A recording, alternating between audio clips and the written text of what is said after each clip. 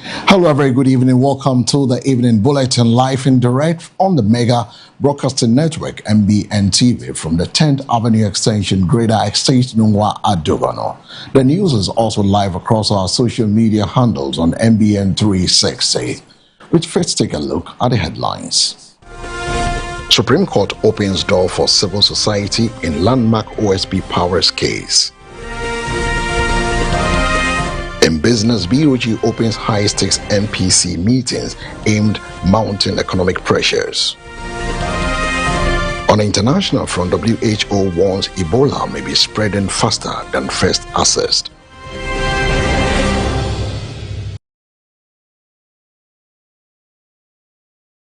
This and many other stories coming up. My name is El Samuels.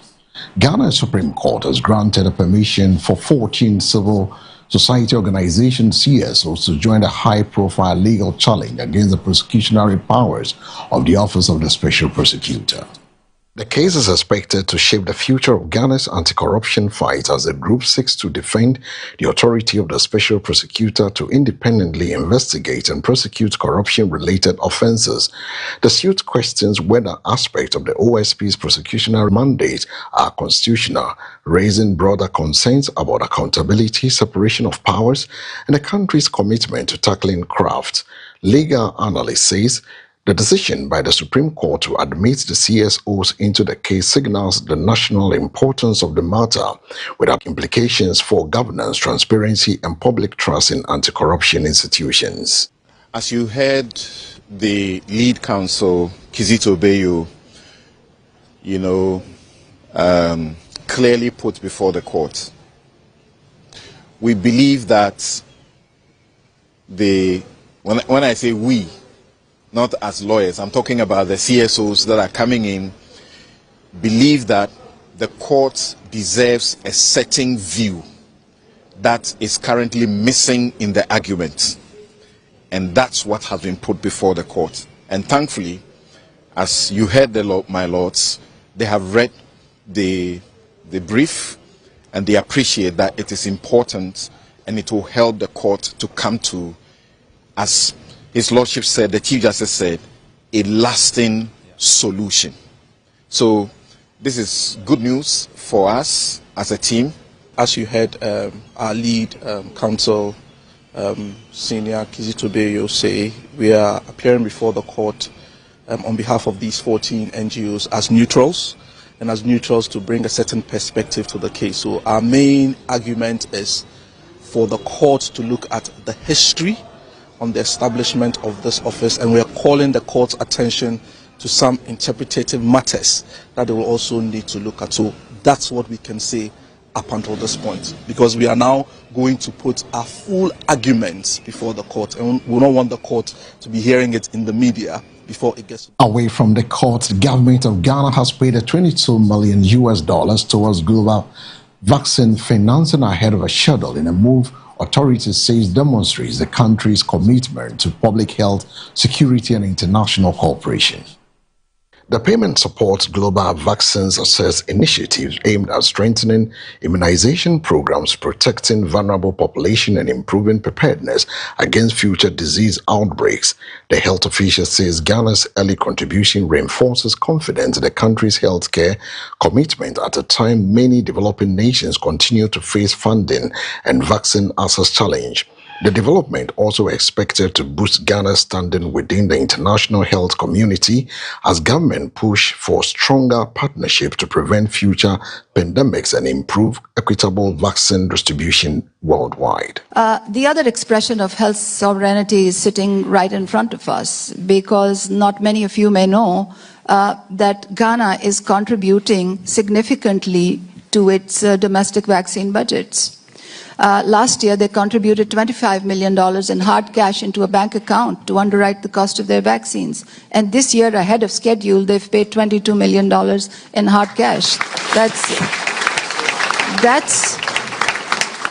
That's another expression of a national sovereignty. We talk about dwindling official development assistance, but I think there is a huge upside to that, because all over Africa in particular, countries are rising and saying we are going to underwrite the cost of health, because we fundamentally believe that the definition of sovereignty is to be able to mobilize indigenous revenue and to be able to deliver services to their populations.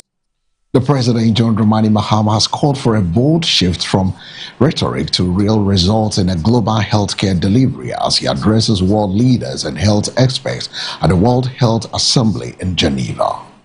Speaking under the theme of transforming global health system through actions and equity, President Mahama stressed that developing countries can no longer survive on declaration that fails to produce measurable improvement in healthcare access, funding, and emergency preparedness.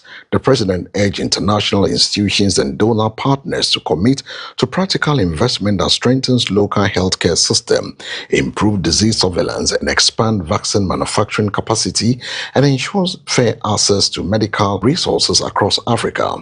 The President, Mahama, also highlighted Ghana's commitment to building resilient healthcare infrastructure, saying the country is ready to play a leading role in shaping a more inclusive and responsive global health agenda.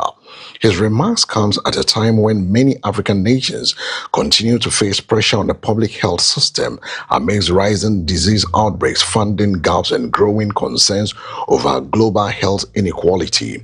The World Health Assembly in Geneva has brought together government, global agencies, and health stakeholders to discuss the future of healthcare cooperation, pandemic preparedness, and sustainable financing for vulnerable economies. And that was the voice of the President, John Dramani Mahama. Away from that story, the governing National Democratic Congress, the NDC, is calling for a full parliamentary investigation into comments made by the minority leader, Alexander Kwamna Afenyo-Markin, over his recent criticism of a circuit court judge remarks the party says crossed the line and threatened judicial independence. According to the NDC, the comments made by the minority leader are not only inappropriate but also undermine public trust in the judiciary. The party argues that such public attacks on sitting judges risk eroding confidence in Ghana's justice system and could influence public perception of ongoing and future court proceedings. The NDC is therefore urging Parliament of Ghana to take immediate action by setting up a bipartisan probe to examine the circumstances surrounding the comments and to determine whether they breach parliamentary standards or codes of conduct expected of a member of parliament. The governing party insists that freedom of speech does not extend to statements that may bring the judiciary into disrepute or weaken institutional independence, especially when made by high-ranking political figures. On the other hand, supporters of the minority leader argue that his comments fall within the political expression and oversight duties, raising questions about judicial accountability and performance. However, critics maintain that the tone and content of the remarks were excessive and risked inflaming tension between the executive, legislature, and the judiciary. The controversy has since triggered wide national debate about the boundaries of political speech, respect for judicial authority, and the need for preserve the separation of powers in Ghana's democratic system. For now, all eyes are on Parliament to see whether it will respond to the NDC's call for an official probe or allow the matter to be addressed through existing parliamentary and judicial mechanisms. And still in politics, the minority in parliament led by the members of the New Patriotic Party has thrown its support behind the minority leader, Alexander Afenyo-Markin's calling for the backslash over his recent remarks about the circuit court judge. The minority insists that the comments, which have sparked strong criticism from the governing National Democratic Congress, were not an attack on the judiciary but rather part of a legislative political commentary and concern about judicial accountability. According to the minority, attempts to frame the issue as an insult on the court are politically motivated and risk stripping free speech within Ghana's democratic space. They argue that the parliamentarian must be allowed to express concerns about public institutions without fear of intimidation or cause for sanction. This comes after the NDC called for a parliamentary probe into the minority leader's remarks, describing them as inappropriate and capable of undermining confidence in the justice system. The governing party maintains that the independence of the judiciary must be protected from political interference and public disregard. However, the minority counters that accountability and scrutiny of the public officials, including members of the judiciary where necessary, are part of a democratic oversight. They are arguing the parliament to treat the matter cautiously to avoid setting what they describe as dangerous precedent for free expression in the House. The disagreement has deepened political tensions in parliament, with both sides standing firm on issues of judicial independence, freedom of expression, the limit of parliamentary privileges. Observers say the unfolding dispute could test the balance between protecting authority of the courts and preserving robust political debate within Ghana's legislative system. And so with the issues of the parliament, the Member of Parliament for Asante Akem North is expected to appear before a court in the Netherlands within the next 48 hours in what is shaping up to be a closely watched legal development involving the Ghanaian lawmaker. Details surrounding the case remain limited, but sources indicate the MP is currently in Dutch custody or under the legal process pending the scheduled court appearance. Authorities in both Ghana and the Netherlands are yet to officially disclose the full circumstances leading to the case, including the specific charges or allegations involved. The development has triggered interest in political and diplomatic circles, with questions emerging over possible consular engagement and the nature of the legal proceedings. Back home, the news is expected to generate significant action in Parliament and among constituents as further clarities are awaited on the matter and the next steps following the court appearance. And that takes us straight into the world of commercials. When we return, we go straight to the business desk.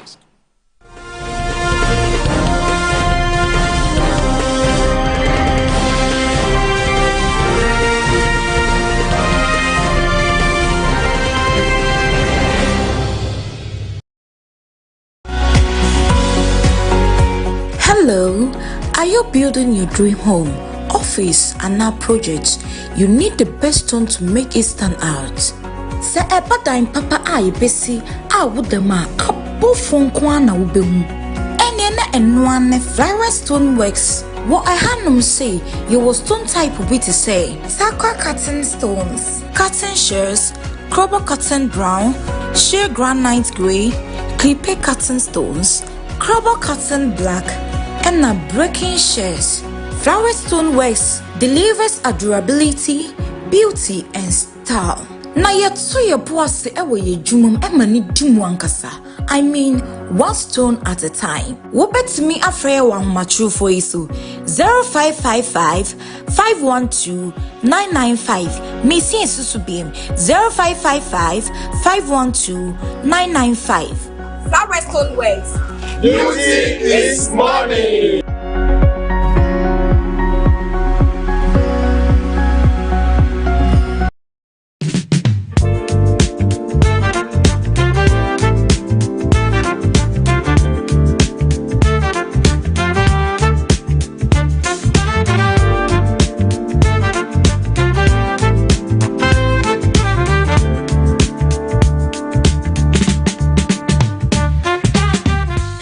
MBN Jasuni from me Ejahima. Sawupa Sawuba MBN Jasua from 0245 88 2128. MBN Jasu coming home na yendi eja at the right place.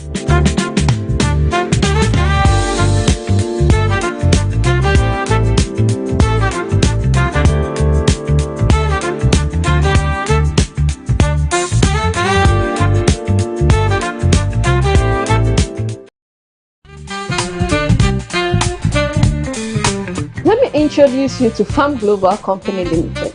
At Farm Global, we offer you variety of groceries and provisions to choose from: cosmetics, perfumes, bed sheets, undies, boxes. You can mention all.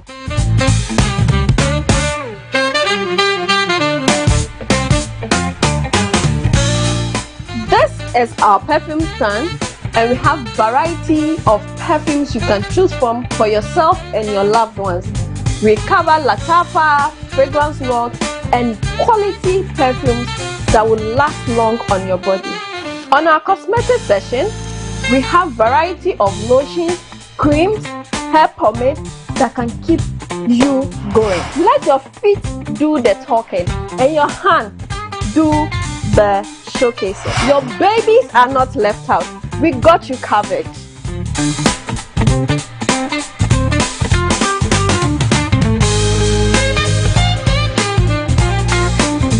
At Farm Global, we make shopping a beautiful experience for you and your family. You can be at home, send your list and get it delivered for free. Yes, for free. We know you can pay for it, but we want to show appreciation. We bring everything to you at your doorstep. Locate Farm Global on the Nungwabuade Road, just opposite Redeemer Chemist. Call us on 0592 0999 52 or 050-384-3633. Farm Global, fast, reliable, and convenient.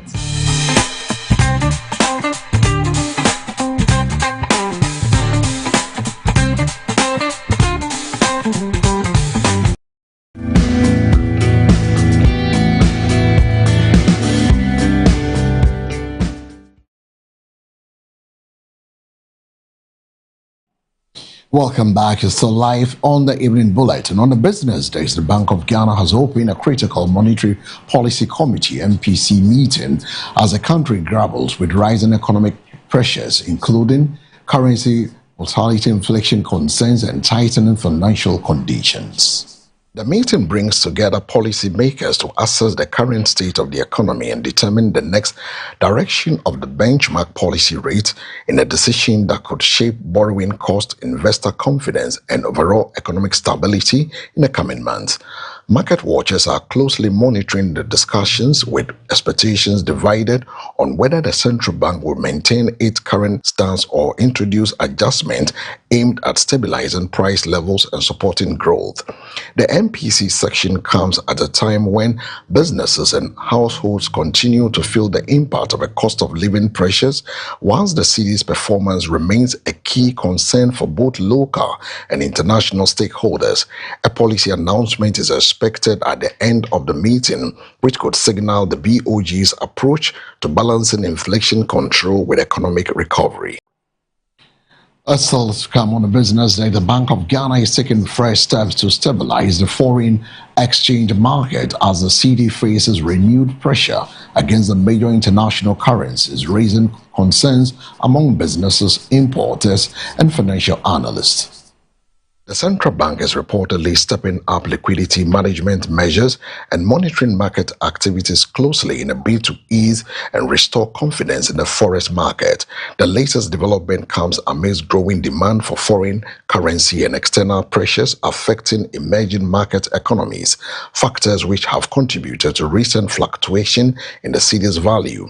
Analyst says the situation is testing the central bank's policy response tools, with expectation that further intervention may be needed if pressures on the currency persist.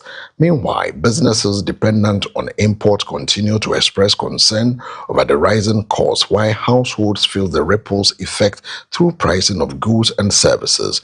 The BOG is expected to maintain close surveillance of the market in the coming days as it works to prevent further instability and support macroeconomic stability.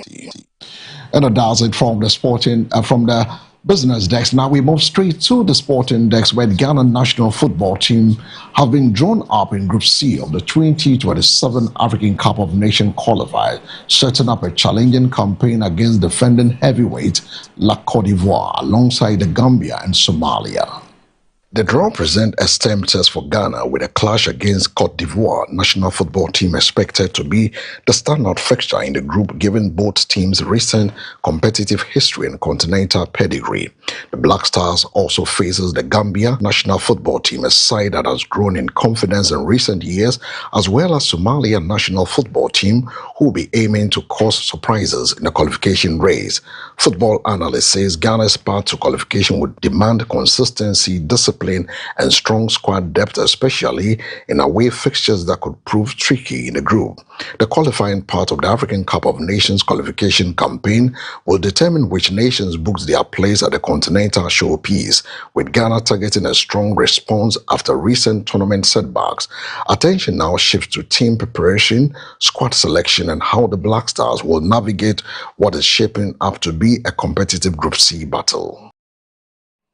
And with the Black Star placed in the Group C in the qualifier for the 2027 AFCON, we move straight to the entertainment segment, where Ghanaian dancehall star Shatta Wale has earned a double win at the 43rd edition of the International Reggae and World Music Awards held in Florida, US of A, further strengthening his influence on the global reggae and dancehall scene. The award ceremony, which celebrates excellence in reggae, dancehall, and world music, saw Shatta Wale recognized in 2 competitive categories, highlighting his continued relevance and international appeal.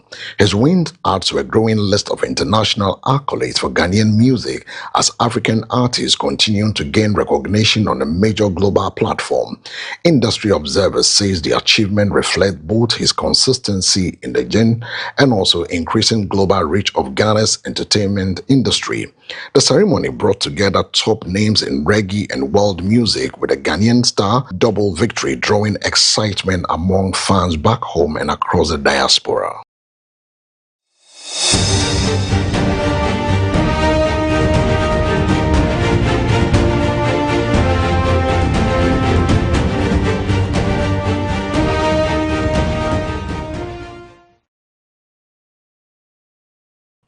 On the international front, a senior doctor at the World Health Organization (WHO) has raised concerns that the Ebola outbreak currently under surveillance in parts of Africa may be spreading more rapidly than initially estimated, prompting renewed urgency in containment efforts.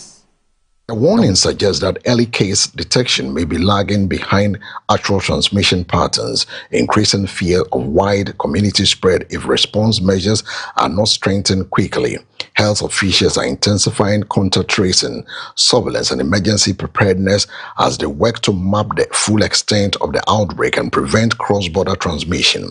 The alert comes as health systems affected in regions remain on high alert, with WHO teams coordinating with national authorities to improve testing capacity and rapid response intervention. The WHO is urging governments and the public to remain vigilant, stressing that early reporting of symptoms and strict adherence to infection control protocols remain critical in preventing escalation of the disease. The situation continues to be closely monitored as global health partners assess the risk level and scale up support to contain the outbreak. And with a kickback Ebola from Africa and the rest of the world, we wrap up this evening's edition of the news at 6 live and direct from our studios here on the 10th Avenue Extension, Greater Estate. But let's take a second look at the stories making headlines. Supreme Court opens door for civil society in landmark OSP Powers case. In business, BOG opens high-stakes MPC meetings aimed mounting economic pressures. On the international front, WHO warns Ebola may be spreading faster than first assessed.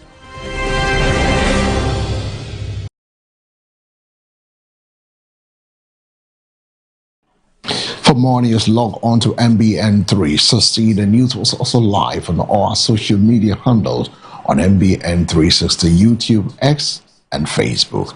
My name is El Samuels. We'll be back with more news at 6 a.m. with the Mega News at 6. Do have a good evening.